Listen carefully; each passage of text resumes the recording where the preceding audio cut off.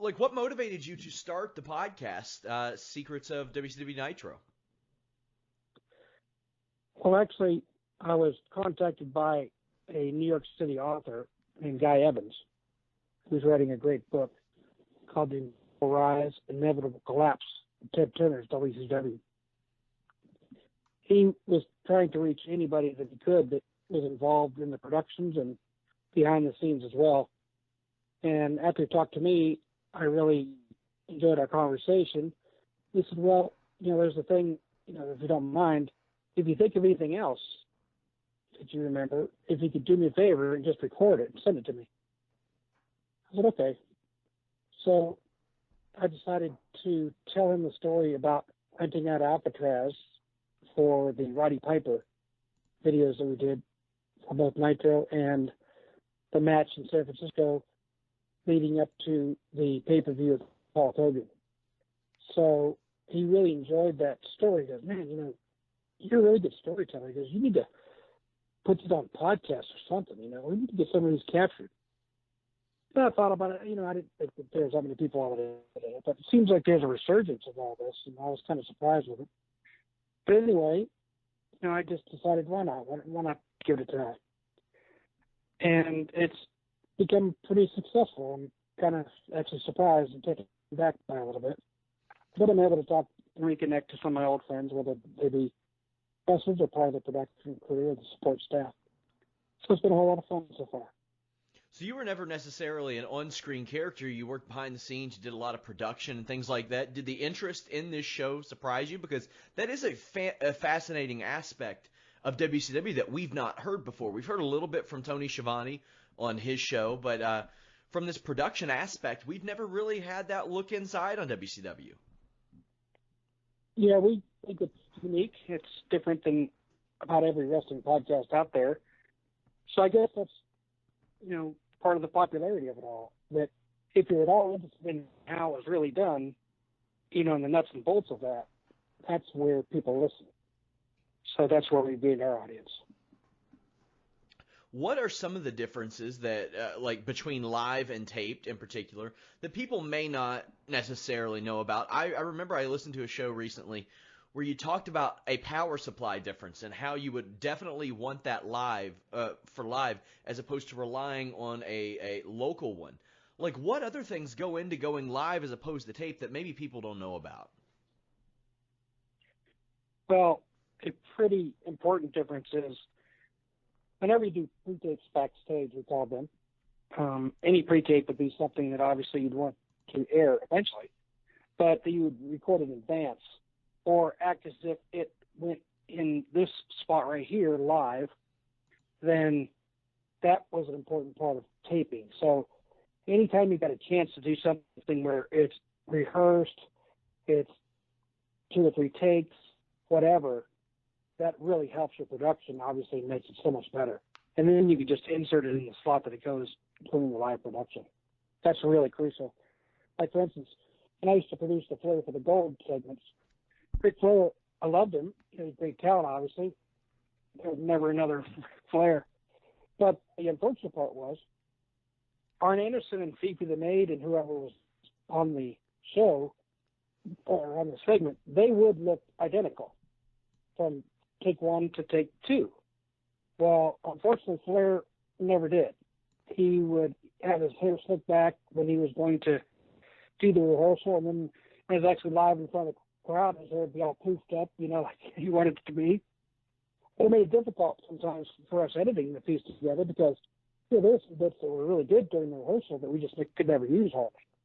And anytime you're trying to make any kind of film or any kind of segment like that, like essentially a soap opera or whatever you want to call it, it's going to be best to have as many takes as possible. So we were able to, in fact, take some of the, say, Arn Anderson cutaways or some of the close-ups of the other wrestlers and use those when somebody might have bobbled a little bit or whatever. But it just gives you more options and makes the production, I think, look a lot slicker, a lot better. You'd also mentioned, or your host mentioned rather, like you all have format sheets that you all make available and people can see. And some of them are printed at like 30 minutes before or less than 30 minutes before the show went on the air. When did you typically get these format sheets for WCW Nitro?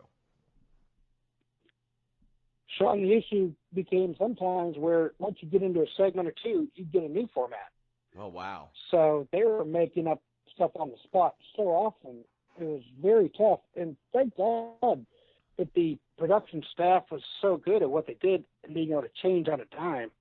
I mean, there's a lot of people out there that work in television, and they get their, set ways and they get their tunnel vision on, which is great when you're doing a production that doesn't change. But you have to be fluid with the show at WCW because you never knew what was coming around the pike. But all the people that worked on the productions period, they were used to that and good at that. And hopefully you didn't see too many wobbles, along the way. But they were accustomed to just running with it. And that was part of the fun for me. I actually enjoyed it like that. For those that are unfamiliar, like what all did you do on the production end for WCW? Well, I had a variety of jobs. I kind of look at myself oftentimes as a utility type player, so wherever you want to plug me in is good.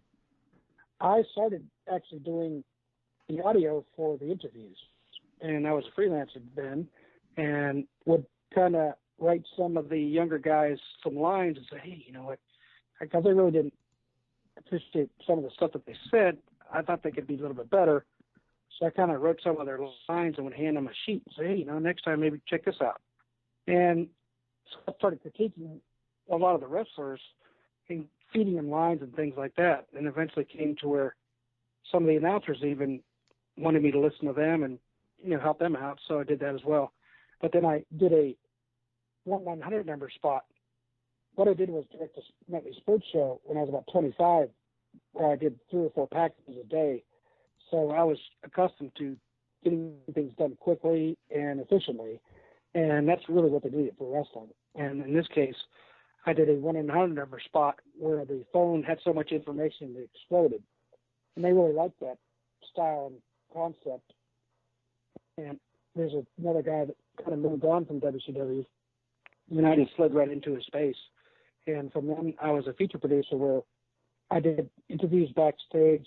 Any time you saw like Flair and Hogan things when Ted Turner was at the boardroom table when Bash to the Beach was coming up with the first time of Flair and Hogan, that segment, did the segment with Sorry for the Gold, as I spoke of, most of the NWS segments, branding that in particular, getting that off the ground and kept that going.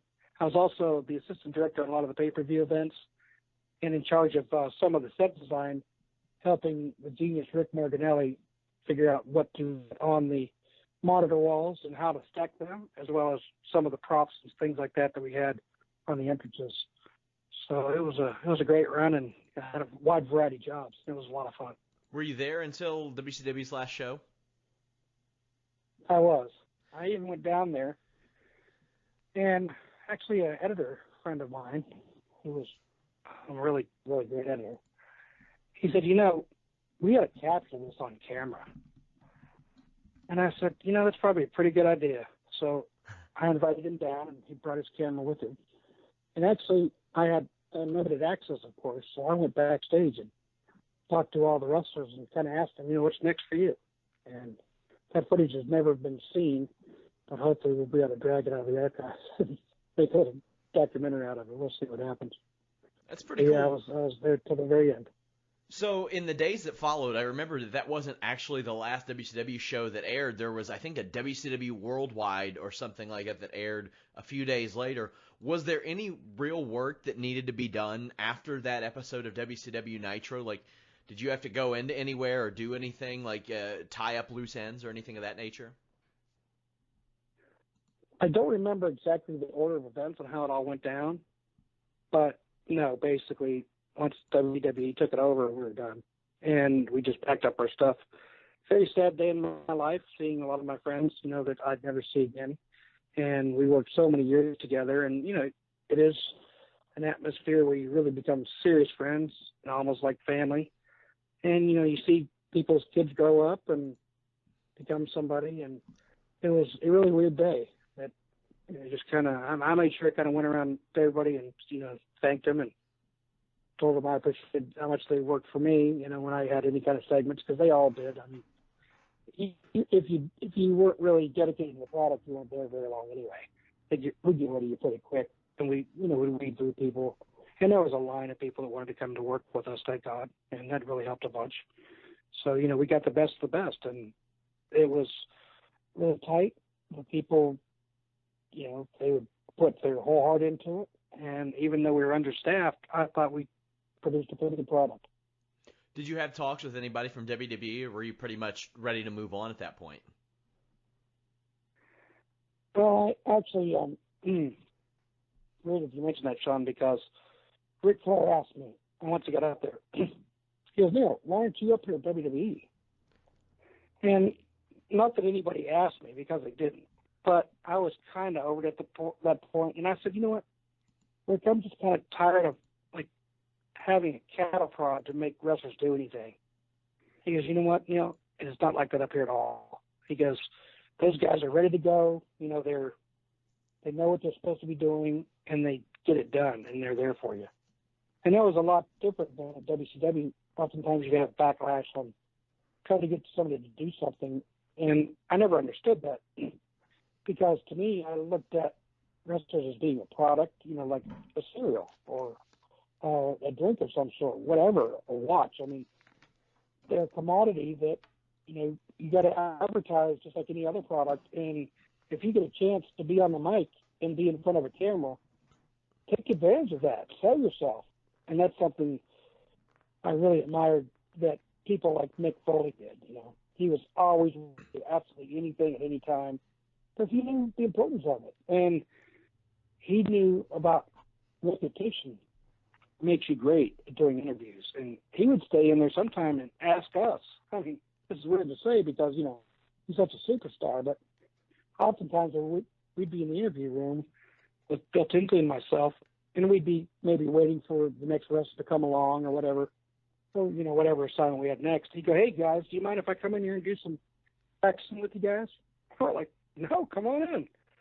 So he'd often really entertain us with just practicing in front of the mic on trying to get his interview skills to perfection. Obviously, he was able to do it better than most anybody. Is there anything that you see in production today that you necessarily like or dislike about the changes? Like, one of the things that drives me crazy is the nonstop zooming and the shaking and stuff like that, because it doesn't necessarily reflect if somebody did that in the NFL, they'd be fired for doing that. But in WWE, it's the norm. Are there any things that you like or dislike about modern day wrestling and the production that goes into it?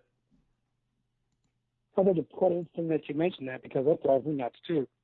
I mean, if somebody's good at their craft and they're able to wrestle for real, then you don't need all that, and it distracts. I mean, I was a director myself for a few different wrestling shows, and as I mentioned earlier, the sports show. So I knew what it was all about. And I was lucky because when I worked with the Flame and the Assassin, Jody Hamilton, who was a wrestler back in the 50s and 60s who, had a really good career. I mean, I think he sold out Madison Square Garden. He's 19 years old with his brother or something like that. Anyway, he said for whatever reason, I really had the ability to direct right away. And it's because, I knew to cut from behind the person or whatever. If there was a punch, I knew what angle to take, what I mean? And angles obviously enhance it. But one thing that really does drive me nuts is every single time there's any kind of supposedly connection, like with a punch or kick or whatever, they cut the camera too. I just don't like that. I mean, yeah, maybe sometimes you should shake the camera if something really happens, like, maybe say somebody is thrown into the stairs going up to the ring. Yeah, I could deal with that.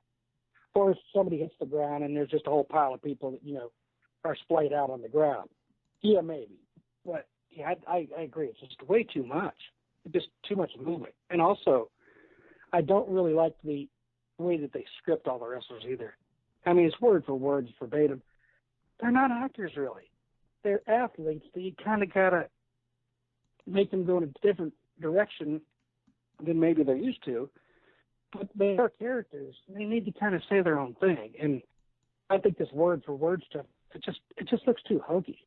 And, wrestling kind of has that element in it anyway. But to go that far where trying to make these people actors, They're just not that. That's not who they are. Well, Neal, before we go, let the people know where they can find your podcast. Well, you can find us on the internet. We're at WCWNitroBook.com is one place. You can find us on iTunes, Neal Pruitt, Secrets of WCW Nitro, and we're also on Facebook. So if you have any questions as far as how the productions go down, or what we used, or how we did it, please contact us. Either connect with Guy Evans or myself, and we'll try to answer for you. But thank you for listening. We appreciate it much. And thanks for having me on, Sean. Oh, of course. Definitely encourage everybody to check that out. I really enjoy it, especially that first episode where you all dived into Alcatraz and the Roddy Piper angle. One of the famous pieces of WCW production. It was a lot of fun, I tell you. And we, not to spoil it all, but we actually had to shoot that whole thing backwards. So that was the challenge of that whole shoot in the first place. So we got the last scene first. Well, Neal, thank you so much for joining me. Again, guys, WCWNitroBook.com, Secrets of WCW Nitro. You all have to check out this podcast. It is a great look behind the curtain of WCW. Neal, thank you.